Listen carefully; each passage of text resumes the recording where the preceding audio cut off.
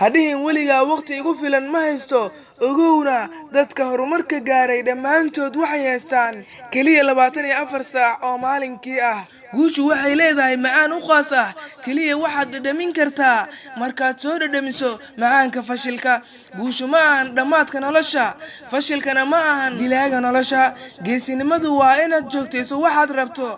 wax guul ah ma xaqiijin kartid ilaa aad ka jeclaanayso waxaad qabanayso saad u noqoto qof guuleysanaya waxaa kugu waajiba inaad jeclaato guushu waa caado mar walbana waxay u timaadaa kuwa ku mashquulsan iyada xataa hadduu wajigaaga dhulka ku dhaco ha ka caajisin inaad horay u soconayso guushu waxay ku timaadaa joogtayn ilbiriqsiga kaliya ee aad guuleysanayso wuxuu ku ilowsiinayaa dhibka iyo rafaadka aad soo martay marna ma khasaaraysid intaad ku jirto isku day dariiqa guusha iyo horumarka ma ahan mid adag mana ahan mid fudud haddaan garanno sidaan u fashilno waxaan ogaanaynaa sidaan u guuleysano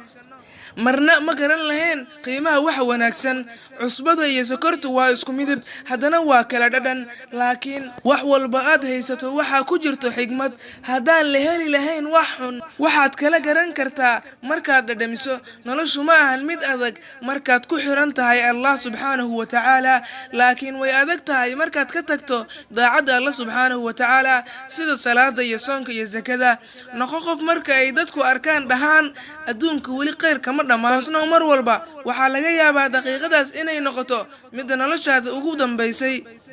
akhri wax badan si aad u ogaato wax badan oo qarsoon qofka aan rabin inuu wax akhriyo waxa uma dhaamo midka aan awoodin inuu wax akhriyo. Assalaamu calaykum wa rahmatullahi ta'ala wa barakatuh.